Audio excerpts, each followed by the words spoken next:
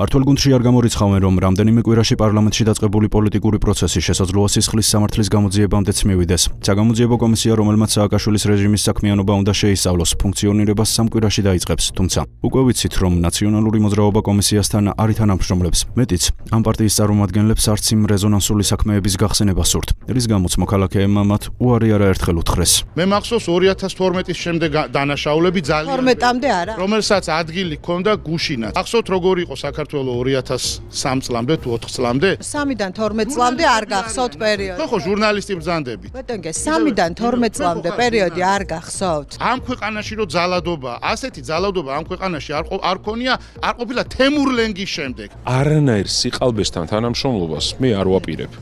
გინდათ იუსტიციის პასუხზე იუსტიციის სახლებზე მაგებინოთ პასუხი. არა, იმ პარტიის ქმედებებზე, რომელსაც წარმოადგენთ. თუ ბიომეტრიულ პასპორტზე უნდა იმ პარტიის ქმედებებზე, რომელსაც წარმოადგენთ. ერთხელ გეუბნებით, 12 წლის მანძილზე ერთი და იგივე ზღაპარი ყოველ დღე არ გაწუხებთ ადამიანებზე ძალადობა?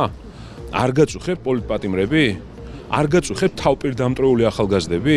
არ გაწუხებთ საერთოდ ის რაც ხდება ქვეყანაში? აბა მიდი გაუშვით ახლა ეს ჩემი კომენტარი. საშუალება ამა თუ იმ ფორმით იქნა დარბეული ბიზნესის რეკეტი მიმდინარეობდა იმით, რომ ხელში ჩაეგდოთ ბიზნესები და ამით ბიზნესის სრული კონტროლი მოეხდინათ. ძალიან ბევრი ადამიანის უფლებების დარღვევა, როგორც სისხლის სამართლებრივი კუთხით, ასევე ადამიანის უფლებების დარღვევის კუთხით. ხედავდით თუ როგორ ხდებოდა არჩევნების გაყალბება. ძალიან მნიშვნელოვანი იქნება ამ კონტექსტში ომის საკითხი, იმიტომ რომ ის ვითარება, რაც საქართველოში მაშინ პრეზიდენტმა და მმართველმა გუნდმა შექმნა, გახდა წინაპირობა იმისა, რომ საქართველოში რუსეთის აგრესია განხორციელდა. დეტალურად იქნეს გამოძიებული ყველა ის გახმაურებული ფაქტი, რომელიც 2012 წლამდე ხდებოდა ჩვენს ქვეყანაში. თქვენ იცით, რომ რამოდენიმე მიმართულებით იმუშავებს კომისია და დაველოდოთ კომისიის ჩამოყალიბებას, მუშაობის დაწყებას და რაც ყველაზე მთავარია, დაველოდოთ სექტემბერს, როცა გამოიკვეთება რა მასალები უნდა წავიდეს პროკურატურაში, თუ კი გამოიკვეთება სისხლის სამართლებრივი პასუხისმგებლობა და იქნება თუ არა საკმარისი სამართლებრივი საფუძველი მიმართოს საქართველოს საკონსტიტუციო სასამართლოში. არიან თავიანთი ქმედებებით, რაც ჩაიდინეს დანაშაულის სახელმწიფოს წინააღმდეგ.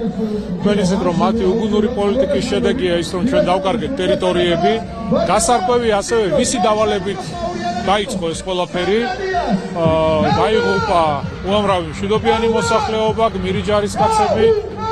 დღესაც დაკარგული გვაქვს ტერიტორიები და რა თქმა უნდა ამ ყველაფერზე ვისაც დანაშაულში ხელი მიუძღვის, ყველას მოუწევს აუცილებლად პასუხის გაცემა.